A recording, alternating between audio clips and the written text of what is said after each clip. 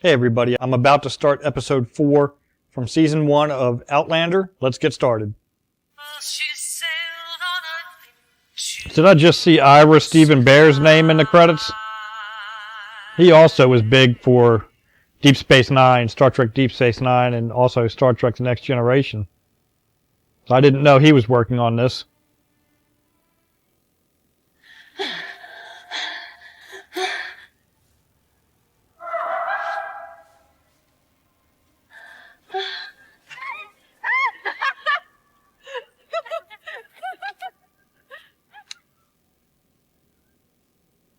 We're missing the festivities. It's no since I was a bairn for a gathering at Lear. All right. Shall we let these men get to their festivities? Come on. The hunting game was more than a pleasant diversion. It allowed me to reconnoiter the terrain around the castle without suspicion. I knew that's So what she far, was I doing. had She found was these checking two out her possible way escape out. routes and left breadcrumbs to mark my way to freedom. Either one. Right. Choose. It's all your wanking gives you that much speed of hand.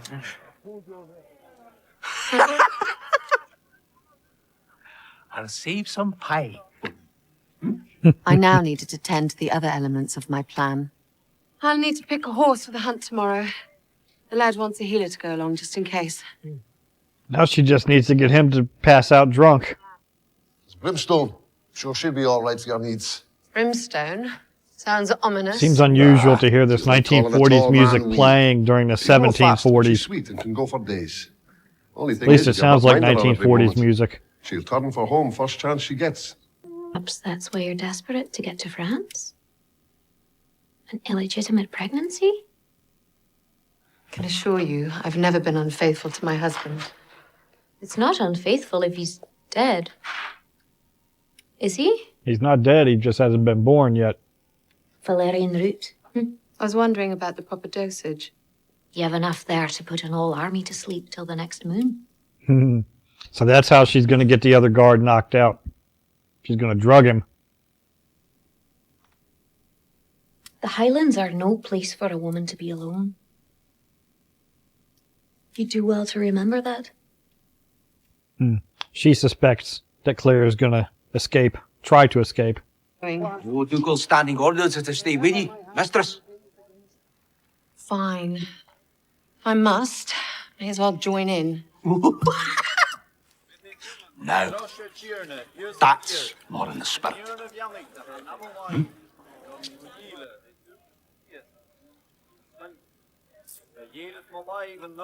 Of course she didn't drink because she's going to knock him out. She's very strong. Tez. Can I seem to keep her legs? It's a sedative. Is that Spanish? Go. Don't let me keep you. Some lucky lady awaits. Take the wine. Share it with all your friends. The more unconscious clansmen tonight, the better.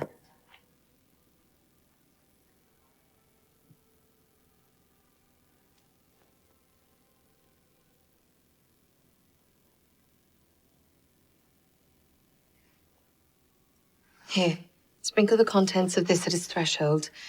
Stand outside the door, tap your heels together 3 times, and recite, "There's no place like love. There's no place like love." Thanks, T. Claire. So now she's Dorothy, huh? Good luck.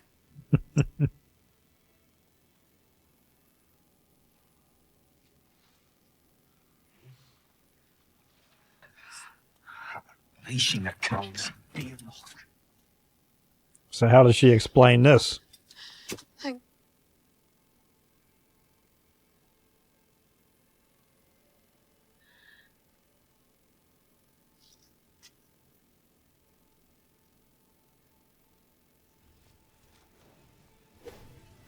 Well, I guess she doesn't have to explain it if she knocks him out. Brimstone is on the right, 4th stall from the doorway. Jesus H. Roosevelt Christ! No, Sassenach. Just me. Release the message. God's eyes. Is that the young lad? Colum's nephew. Come late to the oath taking, are you not? You don't want to miss your turn in front of himself. Let me go and change first, the carriage. I'm not decent going to the oath taking like this. Don't worry yourself about that, laddie. We will outfit you proper inside. Can I keep Lassie for myself? Let the lady go! You all right? Watch out! Je suis prêt. I am ready. But ready for what? Well, her wine was working on him. So at least that part of her plan was working. Jamie has MacKenzie blood. If enough clansmen want Jamie to be led, then there it would be. And a terrible thing at that. Mr. McTavish seems like a good choice to be led. His other uncle, Dougal, might disagree with you on that point, lass.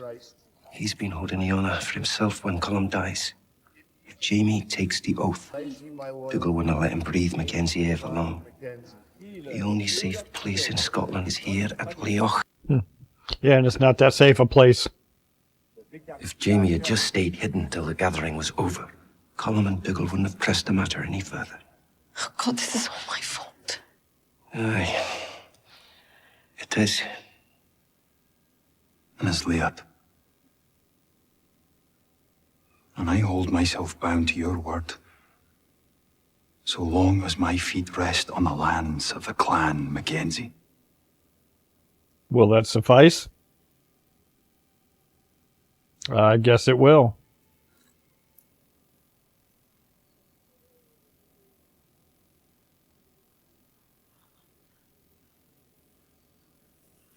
Kind of remind me of the ROUS in The Princess Bride. That's twice you caught me that way. He's just going to have to get into the game. What do you think of me, but not much. Stop!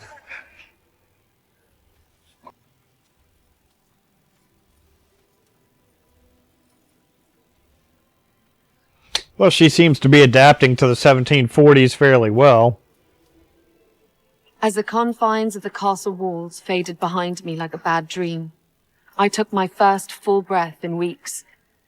I had no idea where this journey would lead me, what opportunity might present itself.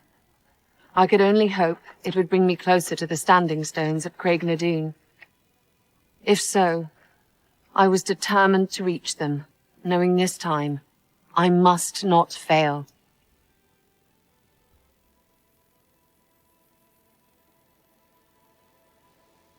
I had a feeling that Claire wasn't going to escape in this particular episode. It's a little too early, I think, in the season. So it's kind of like Star Trek Voyager, how they were lost in space. And if they ever got back home, that was the end of the series. So that's kind of the same premise here, I would think. If she ever gets back to the 1940s, maybe that kind of ends the premise of the series, unless they go in a different direction with the show. So we'll see how that pans out. I'm about to start episode 5 from season 1 of Outlander. So let's get started. Now, in the previous episode, I think I saw Ira Stephen Bear's name in the credits here.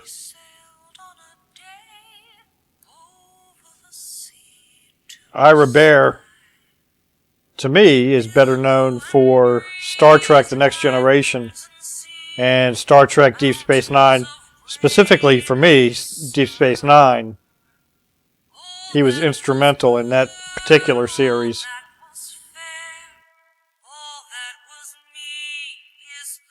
Ira Stephen Bear is co-executive producer, which I would think is one of the reasons why this show seems to be as good as it is. Him and Ronald Moore, both excellent when they did work on Star Trek.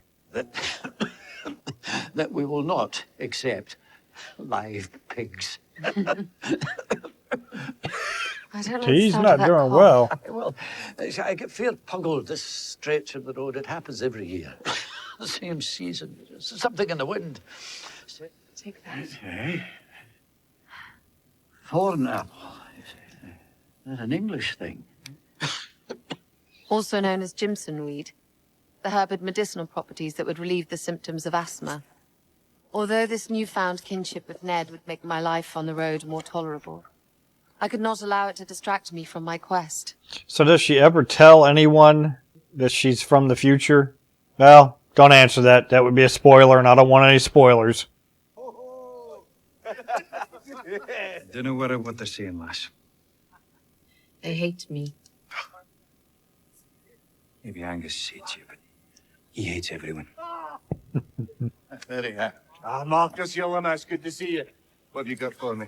2 fat pigs and a fine goat. Hello. He's not too happy to see the pig. The fine goat. Something I can do for you, mistress? I'm Claire Beecham. I came with the MacKenzie party. And then we're all busy with the rent, so I found myself rather idle.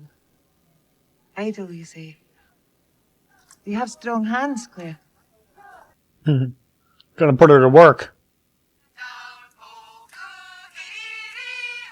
Well, she's fitting right in, isn't she? She's trying to, anyway. Madam, is everything all right?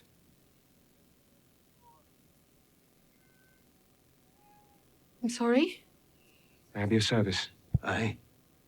You'll keep your nose out of our business. Well, he doesn't sound Scottish.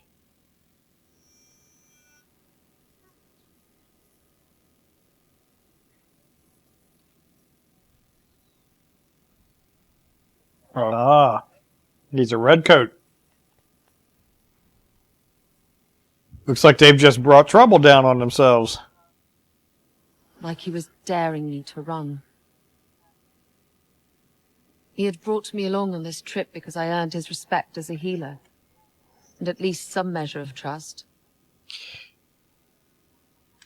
But now, cinematography in this series is excellent. Away, and with it, my dream of escape, my feeling of helplessness growing.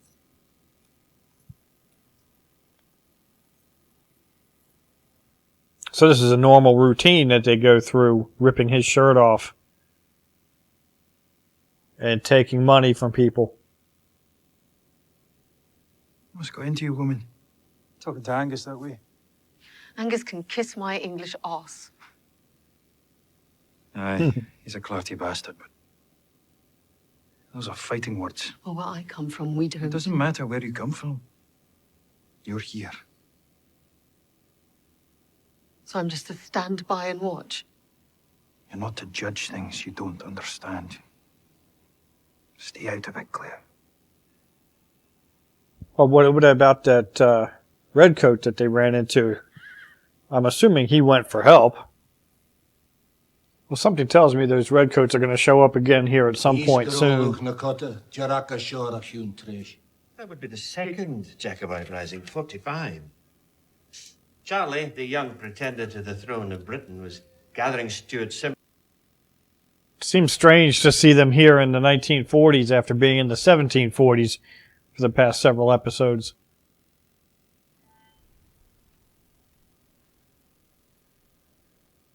Somebody was executed.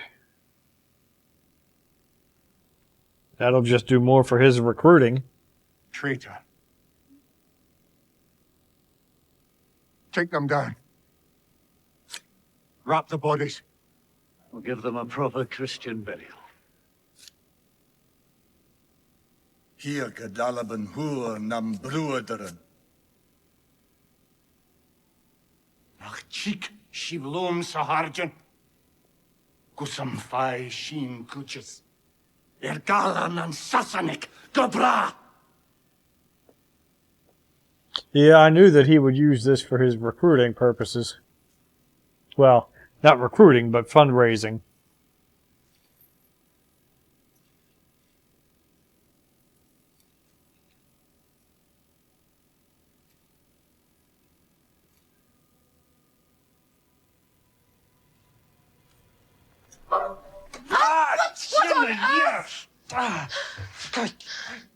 What are you doing sneaking around outside my door? I wasn't sneaking about, I was sleeping. Trying to. I was sleeping here. Why? The tap room's full of townsmen half gone with drink. I was worried some of them might venture up here in search of... Well, I didn't think you'd care over much for such attentions.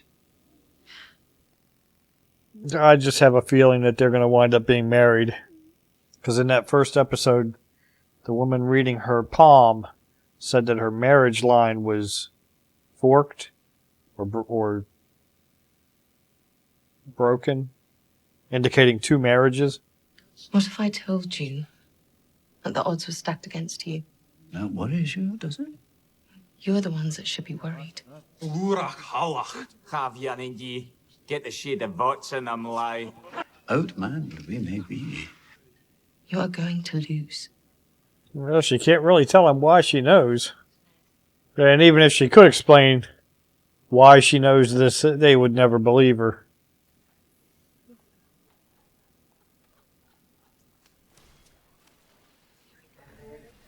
So are they fighting for her honor?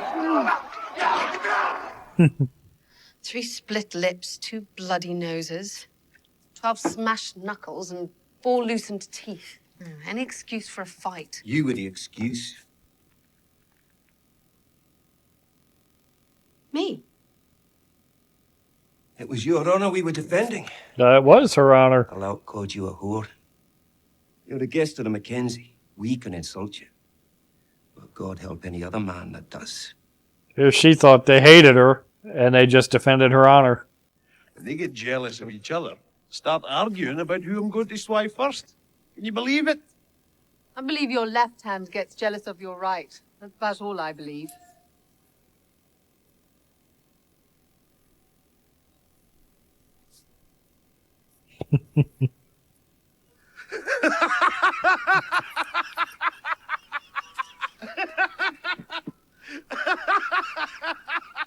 And you're a witty one. I've never heard a woman make a joke. I think they're starting to accept her a little bit. Culloden Moor. So April 16th of 1746. That's in 3 years.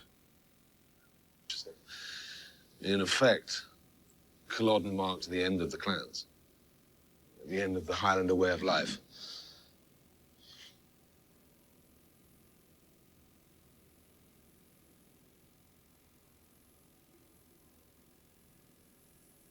Clan MacKenzie.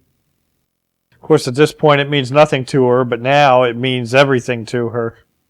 3 years from now. And what of these MacKenzie men? How many of them were doomed to die on that wretched battlefield? And she's starting to feel a little something for them. Well, they're trusting her a little bit more to let her go off on her own.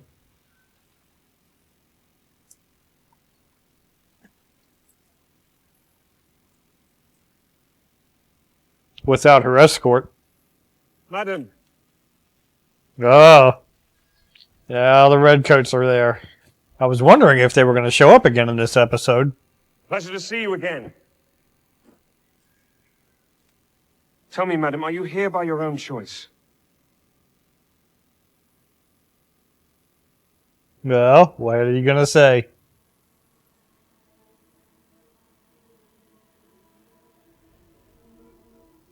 And of course, that's how the episode ends. They have to leave a cliffhanger. Will she tell the British soldiers that she is there, being held there against her will in a way to escape? But would that be a good escape for her? I guess we'll find out in episode 6. So I'm really enjoying this series. Seeing the association with Ronald Moore and Ira Bear. I can see exactly why this is such a good series.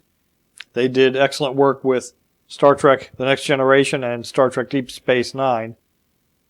So it doesn't surprise me at all that they're associated with this and that this is a very good series.